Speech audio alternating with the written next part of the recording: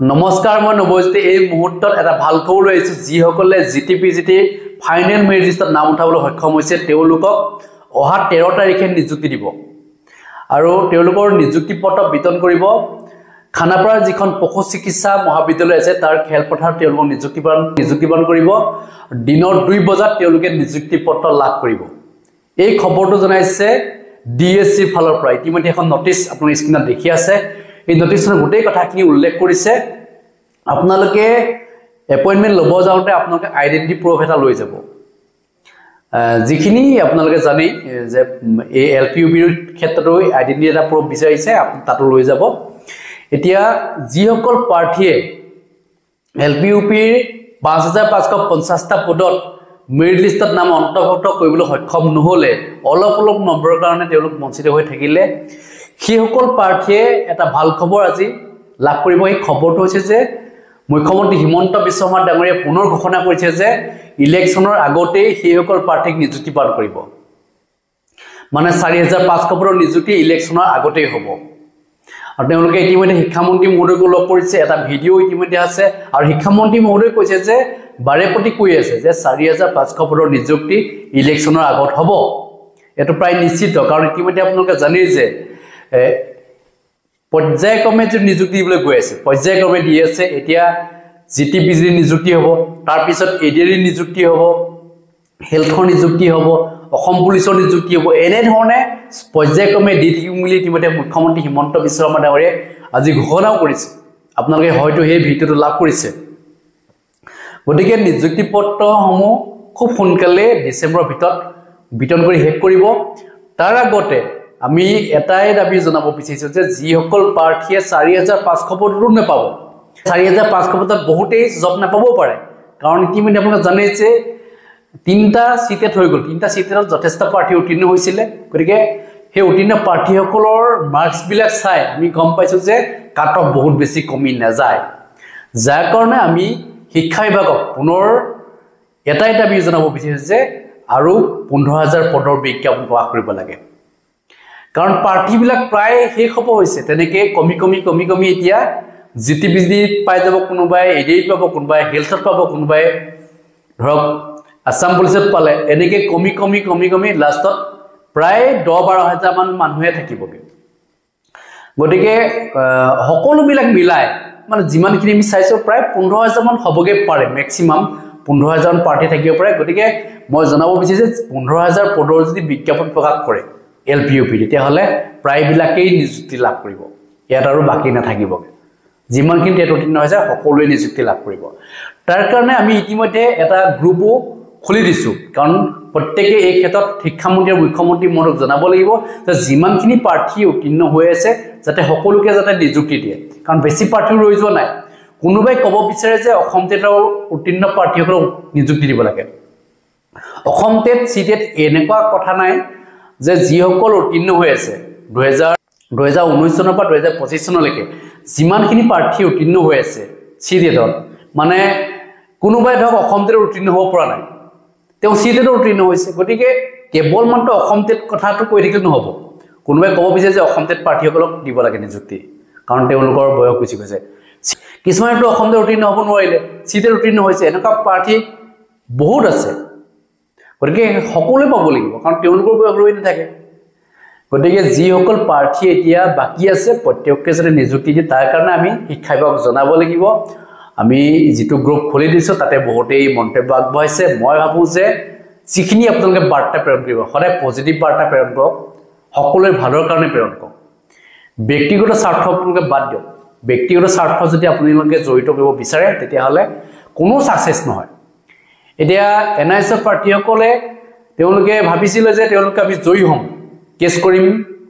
তেওঁলোকে জয়ী হ'ম তেনেকৈ ভাবিছিল কিন্তু জানে যে মুখ্যমন্ত্ৰী হিমন্ত বিশ্ব শৰ্মাৰ দিনত কেছ কৰি কোনো কৰি ল'ব পৰা নাই গতিকে মুখ্যমন্ত্ৰী হিমন্ত বিশ্ব শৰ্মা ডাঙৰীয়াই যোৱাকালি কৈছে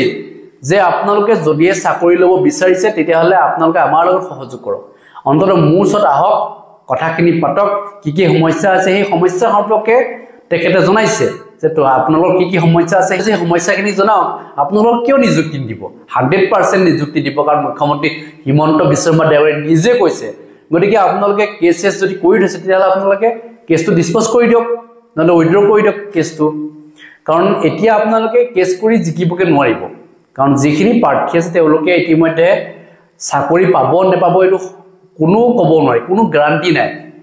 গতিকে গ্যাৰাণ্টি নথকা বিষয় এটাত আপোনালোকে খুব বেছি লাগি নাথাকিব। গতিকে যি এখন দুখন কাৰোবাৰ ডকুমেণ্ট কম আছে তেওঁলোকে আৰু হাইকোৰ্টত দৌৰি থাকিব নালাগে।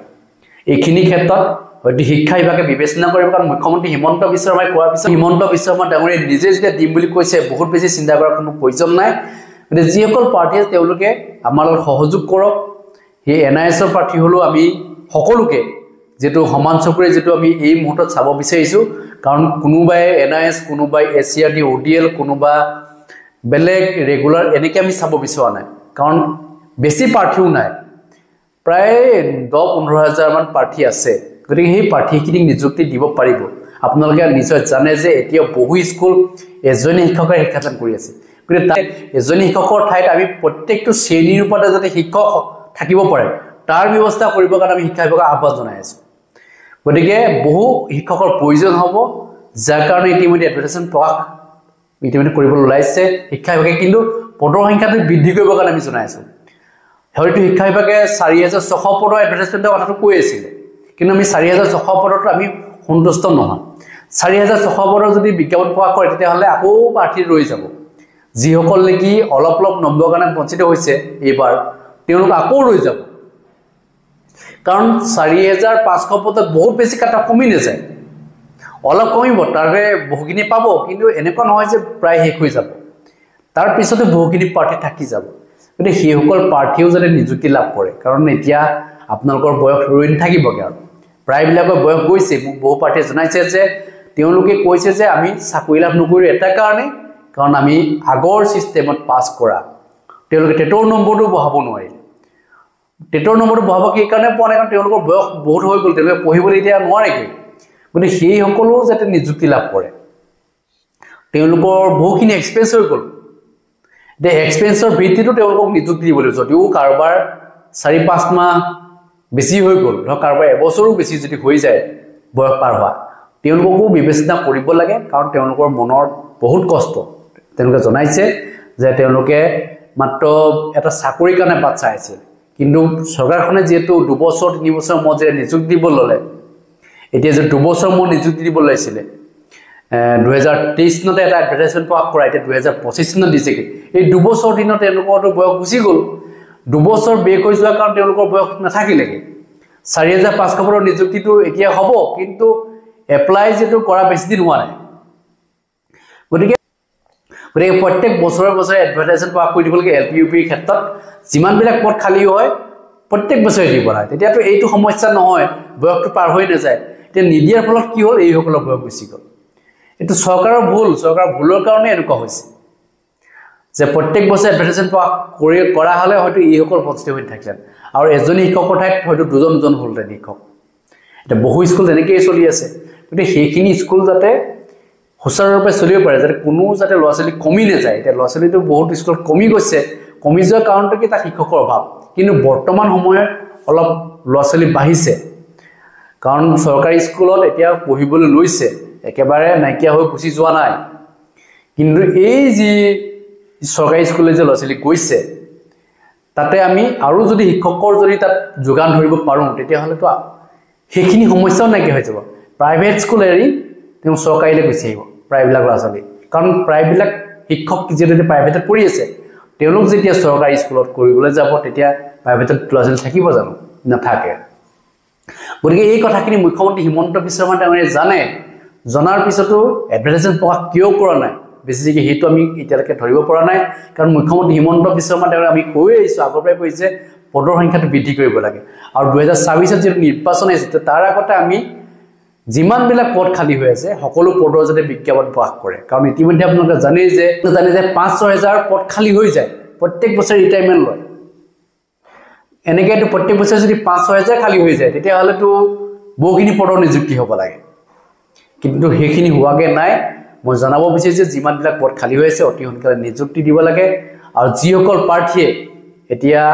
আমাৰ লগত সহযোগ কৰিম বুলি ভাবিছে, মুখ্যমন্ত্ৰী হিমন্ত বিশ্ব শৰ্মা ডাঙৰীয়াক লগ কৰিম বুলি ভাবিছে বা শিক্ষামন্ত্ৰী মহোদয়ক লগ কৰিম বুলি ভাবিছে তেতিয়াহ'লে আমাৰ চেনেলত জইন হওক কাৰণ আমি এই ক্ষেত্ৰত জনাম গোটেই কথাবিলাক যি সমস্যা হৈ আছে আপোনালোকৰ সেই সমস্যাখিনি সন্দৰ্ভত যেটো মই কৈ আহিছোঁ আৰু এতিয়াও কৈ যাম আগলৈ কৈ যাম কাৰণ আপোনালোকৰ সমস্যা সম্পৰ্কে মোক বহু প্ৰাৰ্থীয়ে জনাইছে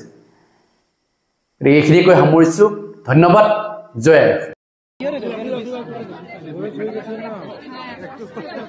Hello. Sir, please, 1 minute, sir. 1 minute, sir. Please, madam, please.